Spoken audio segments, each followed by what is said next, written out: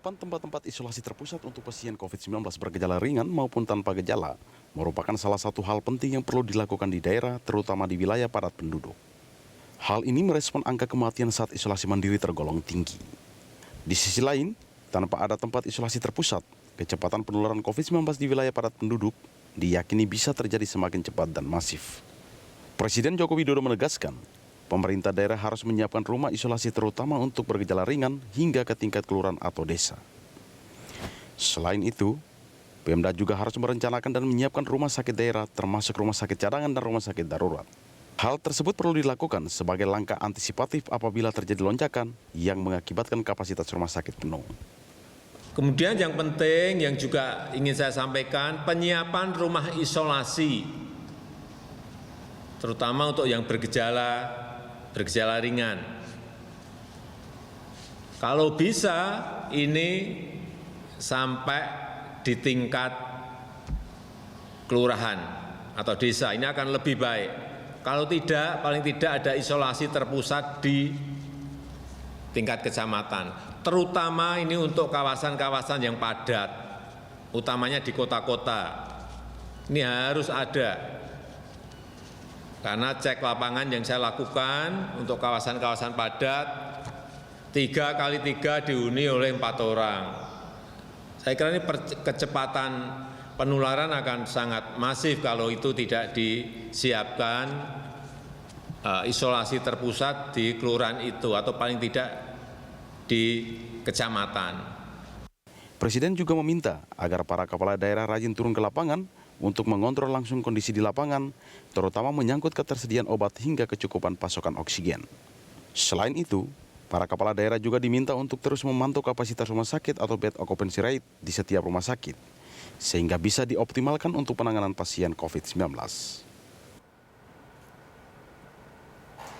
Ya, pemirsa, pertaruhan daerah di isolasi terpusat. Itulah topik dialog kita, dan untuk membahasnya kita sudah terhubung dengan Wali Kota Semarang, Hendral Prihadi. Terima kasih Pak Hendy telah bergabung bersama kami.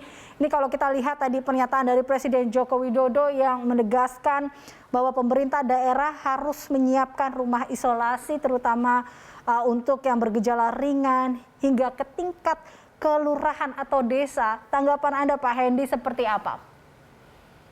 Ya, saya setuju ya, maksudnya kita harus belajar dari sebuah pengalaman, terutama pada saat kita penderita COVID, terutama pada saat PPKM darurat ini kan melonjak luar biasa. Baik. Sebelum PPKM, tepatnya pada saat Lebaran kemarin, kondisi rumah sakit di Semarang, kita punya seluruh Semarang itu ada 900 tempat tidur. Kemudian kita punya 2 tempat isolasi terpusat dengan kapasitas 300 tempat tidur. Nah, kemudian pada saat penderitanya semakin naik, ini pihak-pihak rumah sakit kita kumpulkan untuk menambah tempat tidur. Yang ada sekarang jumlah tempat tidur di rumah sakit mencapai 1.700 dan tempat isolasi terpusat sudah bertambah dari 300 ke 1.000, ada 8 titik. Artinya kita punya kekuatan 2.700 tempat tidur. Tapi meskipun toh begitu Mbak Elisa, pada saat tanggal 3, tanggal 5, sampai tanggal 10, itu permintaan terhadap tempat tidur ini sangat luar biasa. Kami kesulitan, akhirnya kita juga meminta kawan-kawan di wilayah lebih dalam lagi, yaitu kelurahan, untuk berswadaya membangun isolasi atau tempat karantina di aula-aula kelurahan. Yang kami lihat paling tidak ada sekitar 6 yang dibangun oleh kawan-kawan kelurahan untuk bisa menampung masyarakat supaya mereka mau untuk melakukan isolasi terpusat di tingkat kelurahan. Tapi antusias dari masyarakat Semarang sendiri, Pak Hendy, terkait dengan akan menjadi adanya tempat isolasi yang terpusat ini seperti apa? Wah, sangat luar biasa. Saya punya pengalaman bagaimana kemudian rumah dinas kami yang dipakai sebagai tempat isolasi terpusat ini harus antri.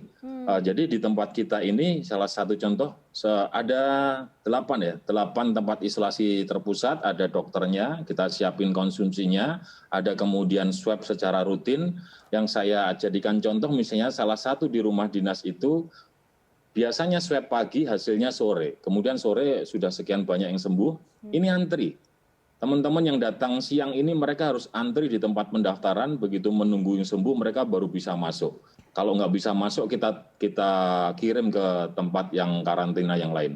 Artinya animo ataupun keinginan masyarakat untuk bisa mereka melakukan karantina secara terpisah dari keluarganya ini sangat tinggi.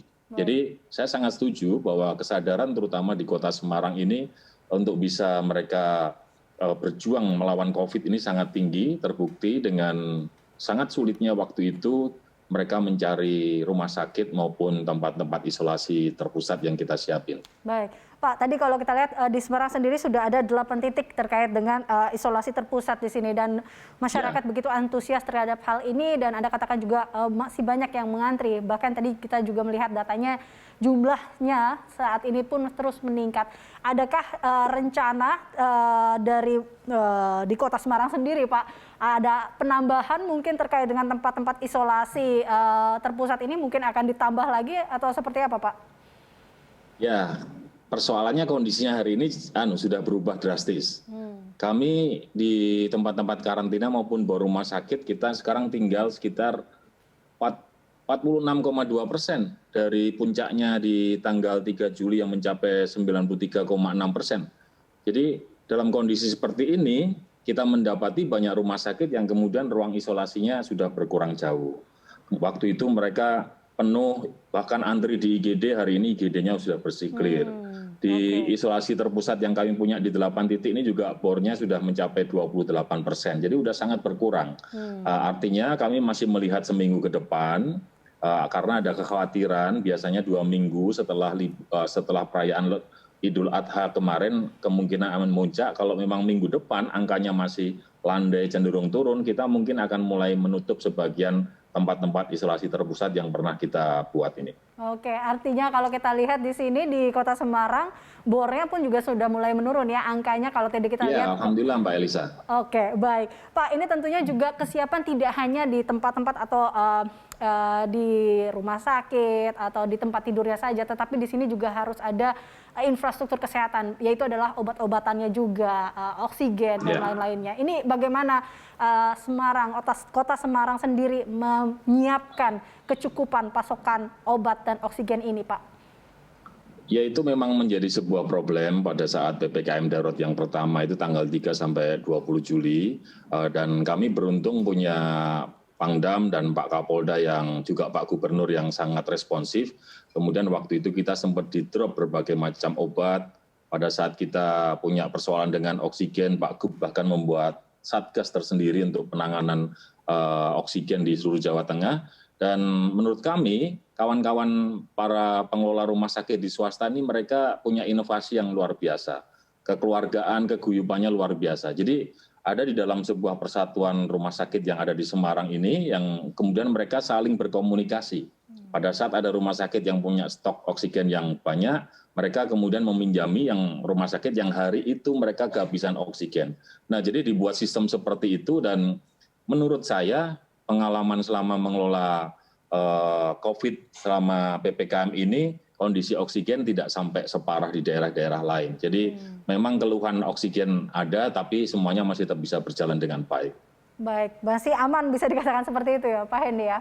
Ya. Baik, nah kalau berbicara dengan terkait komunikasi Pak Hendy, bagaimana komunikasi antara tentunya tentang pemerintah kota atau pemerintah pusat ini kepada daerah-daerah yang memang atau kita sebut saja tadi yang dikatakan oleh Presiden yaitu di kelurahan atau tingkat kelurahan dan desa untuk mencapai ke daerah-daerah seperti itu, apa yang dilakukan oleh pemerintah kota sendiri, Pak?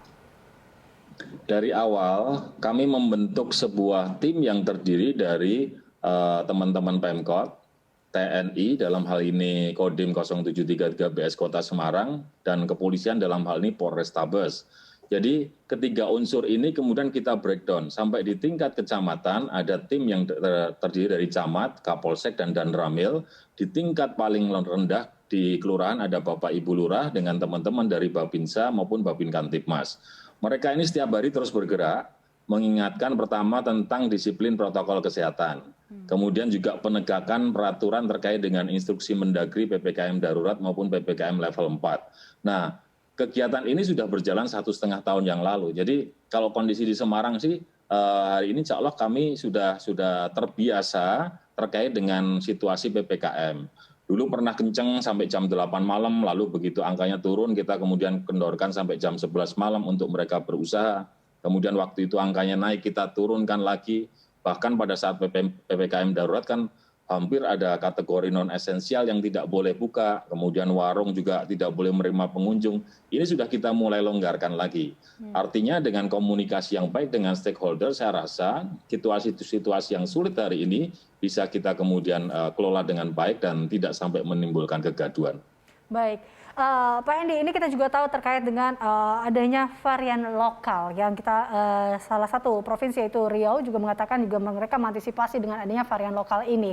Bagaimana dengan Kota Semarang, Pak Hendy? Apa mungkin langkah antisipatif yang akan dilakukan terkait dengan adanya varian lokal ini? Ya, apapun namanya, virus corona ini sangat berbahaya. Varian Delta, Gamma, atau varian lokal, dan seterusnya. Saya selalu menyampaikan pada masyarakat dua hal saja. Hari ini panjenengan kalau mau terhindar dari COVID, lakukan dua hal. Satu, protokol kesehatan di dalam setiap kehidupan kegiatan panjenengan. Memakai masker, selalu rajin cuci tangan, tubuh bersih, kemudian juga menjaga jarak, mengurangi mobilitas, menghindari kerumunan, serta yang kedua adalah vaksin. Nah, kendala hari ini di Kota Semarang sebenarnya adalah percepatan vaksin.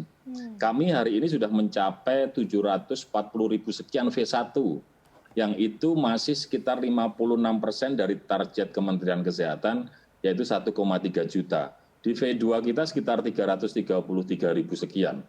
Jadi jumlah ini masih cukup banyak dan alhamdulillah animo masyarakat sedemikian luar biasa. Kita punya 12 sentra vaksin, 37 puskesmas reguler, dan hari ini kita masuk ke kelurahan-kelurahan untuk percepatan vaksin, masuk ke sekolah-sekolah untuk usia 12 sampai 17 tahun.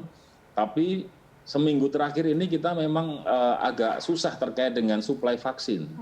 Maka di dalam kesempatan ini saya selalu berkomunikasi dengan Mas Ganjar, Bapak Gubernur kita, untuk bisa diteruskan ke Kementerian Kesehatan bahwa animo masyarakat Semarang terhadap vaksin ini luar biasa, tapi suplainya agak tersendat. Kalau ini bisa diimbangi dengan suplai yang baik, saya rasa 1-2 bulan ini untuk mencapai herd immunity, target Kemenkes 1,3 juta bisa kita capai di Kota Semarang. Oke, apa sebenarnya Pak? Mungkin ada informasikah apa yang membuat itu terhambat terkait dengan mungkinkah karena stok vaksin yang terbatas atau seperti apa Pak? Ya itu sudah di level dewa-dewa langit di tingkat pusat. Saya nggak ngerti informasi yang sebenarnya. Biasanya kalau misalnya kita stoknya tinggal sedikit, saya telepon Pak Gubernur, telepon Dinas Kesehatan Provinsi, langsung dikirim. Tapi beberapa kali ini kita telepon, dikirimnya hanya mungkin hanya 10%, 20% dari total kebutuhan kita. Jadi ini yang agak menghambat percepatan vaksin di Kota Semarang. Baik. Terakhir Pak Hendy, tentunya apa imbauan Anda kepada seluruh warga Kota Semarang terkait dengan, kita tahu saat ini Presiden juga menegaskan terkait dengan isolasi terpusat untuk warga yang bergejala ringan dan juga tanpa gejala. Ya, situasi memang lagi sulit, tapi saya yakin kita punya sebuah warisan leluhur bangsa yang namanya gotong royong. Jadi kepada seluruh warga bangsa, khususnya yang ada di Semarang, apabila Anda masih punya kelebihan rezeki, tenaga, pikiran maupun doa, mari kita bantu rekan-rekan kita, sedulur-sedulur kita yang masih membutuhkan. Hari ini tugas utama selain di wilayah kesehatan adalah bagaimana mengungkit ekonomi yang cukup sulit di wilayah Semarang. Jadi perlu sebuah kerja keras, kerja bersama, dan kerja kompak untuk membuat situasi ini menjadi semakin baik dan semakin hebat. Gitu Mbak Elis, terima kasih ya. Baik, terima kasih Pak Hendy tentunya telah bergabung bersama kami dalam COVID Today. Pemirsa, demikian pembincangan kita bersama dengan Wali Kota Semarang, Hendral Prihadi.